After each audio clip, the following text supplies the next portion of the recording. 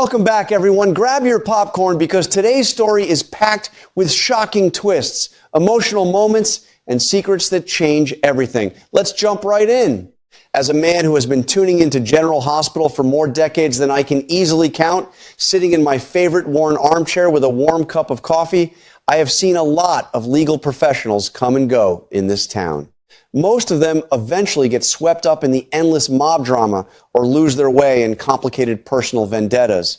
But Assistant District Attorney Justine is an entirely different breath of fresh air. I find myself absolutely captivated by her presence on screen because she possesses an intuition that is sharper than a surgeon's scalpel. She is arguably the finest, most perceptive prosecutor we have ever witnessed, walking the chaotic halls of the Port Charles Police Department. It brings me genuine joy to see a character who actually pays attention to the tiny details that everyone else seems to blindly overlook. Do you ever feel that same overwhelming sense of relief when a character finally uses basic common sense?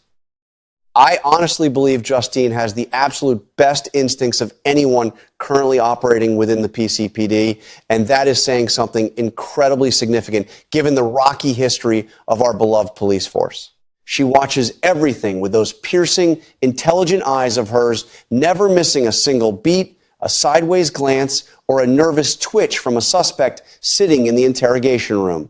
My heart swells with a strange sort of fatherly pride watching her work because she utterly refuses to be manipulated by the usual charm or wealthy influence that typically runs the streets of Port Charles. She is a remarkably strong woman who trusts her gut implicitly, and her gut is loudly telling her that the current state of affairs is deeply, fundamentally flawed. It makes me wonder just how long it will take for the rest of the town to wake up and realize they have a true legal powerhouse living right under their very noses. Let us take a moment to talk about the massive elephant in the room that has been driving me absolutely crazy lately, and that is the highly infuriating situation surrounding Willow. Watching Willow actually get acquitted for the terrible crime of shooting Drew was one of the most frustrating television experiences I have endured in a very long time.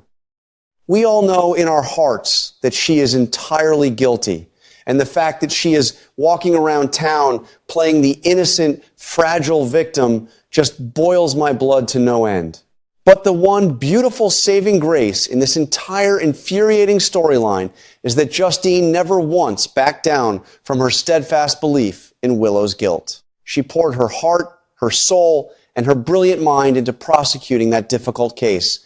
And I felt a deep, profound sense of admiration for her unwavering dedication to the absolute truth, even when the cards were heavily stacked against her.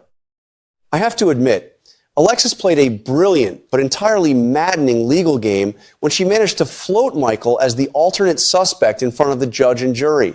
It was a classic, cunning defense attorney maneuver designed to create just enough reasonable doubt to confuse the jury, but it left a terribly bitter taste in my mouth. I was so deeply worried that Justine might take the easy way out and pivot her official investigation toward Michael just to secure a fast conviction, but she proved me wrong in the best way possible. She never believed for a single second that it was anyone other than Willow who callously pulled that trigger, and she steadfastly refused to arrest Michael despite the mounting pressure. That level of professional integrity is so incredibly rare in Port Charles, and it makes me respect Justine on a profoundly personal level. Now we are left with this lingering, deeply uneasy feeling about what Willow might actually do next, now that she has essentially gotten away with attempted murder. I sit here in my living room worrying that this shocking acquittal has given her a highly dangerous sense of invincibility, a toxic belief that she can manipulate the justice system whenever she pleases. However, my rising anxiety is somewhat tempered by the comforting knowledge that Justine is still out there, quietly watching from the shadows and waiting patiently for Willow to make her next inevitable mistake. I strongly predict that the ugly truth will eventually come to blinding light, and when it finally does, Justine will be standing right there, completely and utterly vindicated. Do you share my fervent hope that justice delayed will not ultimately mean justice denied in this particular heartbreaking case. Moving over to the daily operations at the police department, I am currently experiencing a profound, heavy sense of disappointment when it comes to Harrison Chase. I used to actively root for that handsome young man, seeing him as a shining beacon of morality and goodness. But lately, he has become nothing more than a massive, walking liability to the entire PCPD. His absolute, all-consuming obsession with clearing Willow's name completely blinded him to the actual, undeniable facts of the Drew shooting, leading directly to his well-deserved demotion.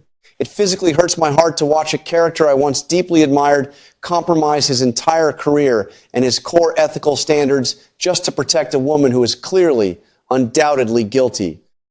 I honestly feel that his current downward trajectory is a tragic, senseless waste of potential, and it frustrates me beyond words. I can completely understand why Dante desperately wants to see the good in his troubled partner, as fierce loyalty is one of Dante's most defining and endearing character traits. Dante is trying so incredibly hard to give Chase a fair chance to redeem himself, to find his way back to being the solid, dependable good cop we all know he can be. But while Dante is looking through rose-colored glasses, Justine is looking through a high-powered magnifying glass, and she clearly sees the harsh, unforgiving reality of the situation. She sees right through Chase's flimsy excuses, recognizing immediately that he cannot be trusted and that his professional motives are entirely compromised by his inappropriate feelings for Willow. I loudly applaud Justine for not holding back and for letting Chase know exactly how she feels about his highly unprofessional, reckless behavior. The absolute breaking point for me as a dedicated viewer was watching Chase actually arrest Tracy Quartermaine based on nothing more than Willow's incredibly flimsy, unverified accusation. Willow vindictively claims that Tracy violently threw her into the freezing water, and Chase just blindly accepts her word as gospel without demanding a single shred of corroborating physical evidence. I actually found myself shouting at the television screen in pure, unadulterated disbelief at the sheer staggering incompetence of that ridiculous arrest.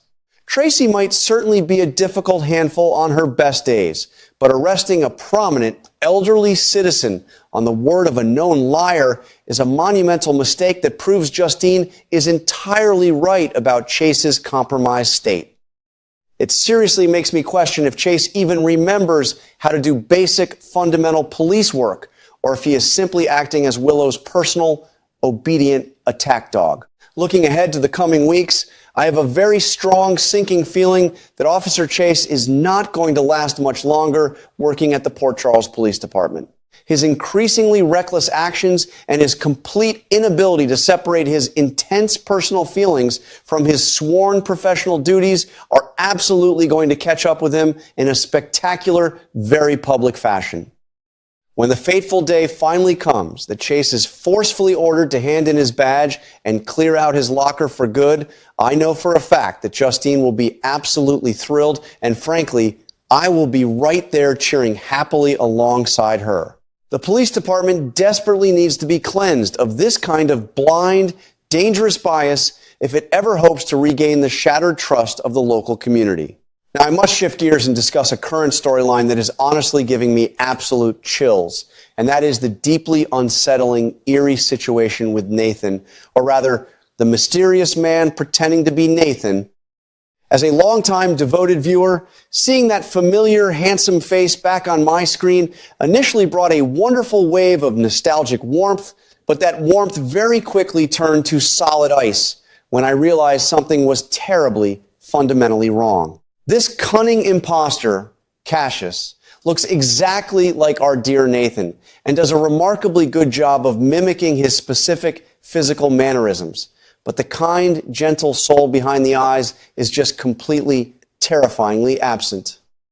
It is a deeply disturbing, gripping, psychological thriller playing out right in front of us, and it literally makes my skin crawl to watch this cold imposter infiltrate the sacred lives of the people we care about so deeply. As I sit back in my chair and deeply reflect on everything currently happening in our beloved soap opera, one specific thing becomes incredibly, undeniably clear to me. Justine is absolutely dead on right about every single major issue currently plaguing the streets of Port Charles, from Willow's dark, hidden guilt to Chase's staggering incompetence and the chilling, ghostly presence of Cassius. She has repeatedly proven herself to be a highly formidable, unstoppable force for justice, a woman of unshakable, pure integrity, and a character who deeply, fundamentally respects the rule of law. It is high time the powers that be in Port Charles finally drop the temporary acting from her title and officially crown her as the permanent, unquestioned district attorney. I think we can all wholeheartedly agree that she has more than earned that prestigious position, and I simply cannot wait to see what incredible things she accomplishes next.